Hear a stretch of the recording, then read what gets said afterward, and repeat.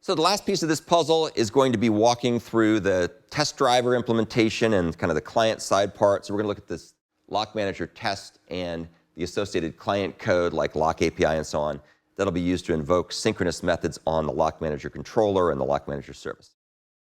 And you can get this code here. This is just showing you where the test code is. And of course, you can get the whole project at the link there as well.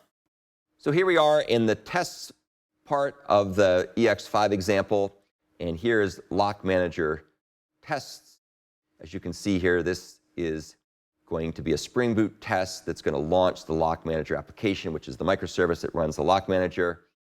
And we are going to auto-wire the test to the Lock API. Here's the Lock API class. This is the one that uses HTTP interface mechanisms. You can see it, again, it looks very much like kind of a combination of retrofit with a controller syntax for things like the request parameters or request bodies. So that's just where the client-side, declaratives client-side proxy is defined. We don't have to define our own proxy, which is nice.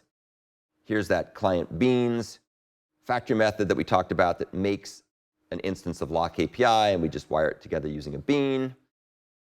And let's come down here and take a look at the tests. The tests are kind of fun. So we're going to have tests that both acquire single locks as well as multiple locks. So for the multiple locks acquisition, we have the number of permits, which will be 2.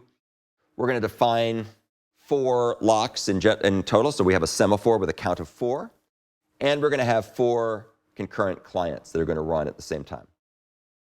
So this is a neat it's a neat Java JUnit test feature. You can have a method that runs before each of the test methods runs. And what our thing is going to do is it's going to go ahead and create it's going to initialize the semaphore with the number of locks we want it to manage. So that's basically a remote call through the Lock API over to the LockManager microservice to initialize things. And that runs before each of these test functions run. Here's the test that tests single acquire and release calls. And you can see what it does is it goes through the clients.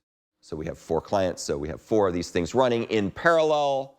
And we're going to call this method acquire and release single locks. So that's what that action is going to be. So let's go ahead and take a look at acquire and release single locks. Very simple. All we do is we go ahead and print out some diagnostic information, call the Lock API acquire method to get a semaphore, and then we go ahead and release the lock after we're done. So we just acquire the lock and release the lock.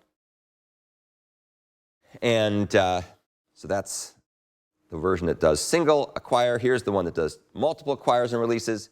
So then we're going to run this thing in parallel, and we're going to go ahead and acquire and release multiple locks each time. Let's take a look at that.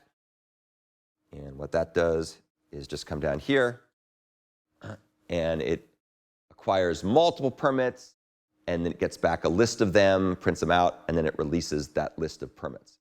So that will exercise the program in a slightly different way.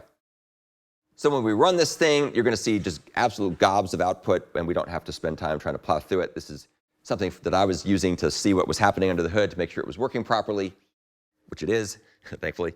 And so when it runs, it'll print out logging statements from both the client portion, from the test portion, as well as from the server portion, showing you kind of what's happening. And it's kind of interesting to see how it works because it shows the way in which the different features behave. So for example, let's take a look at test multiple acquire and release things. So you can see that we're going to go ahead and get a create call to create 4 locks.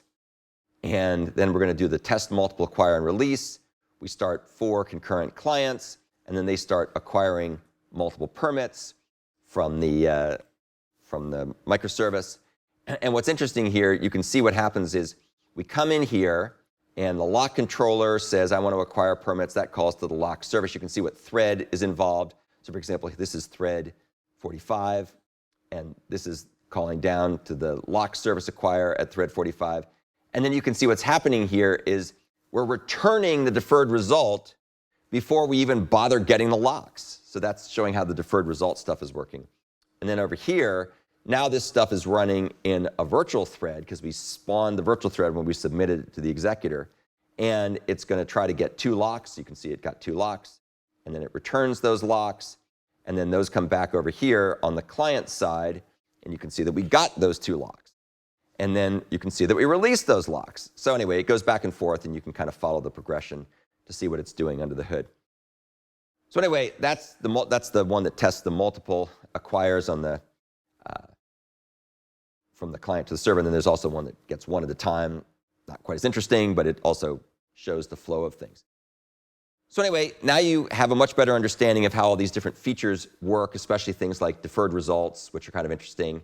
But remember, deferred result doesn't make the client run asynchronously. It just makes the server run asynchronously with respect to the servlet thread that the request came in on.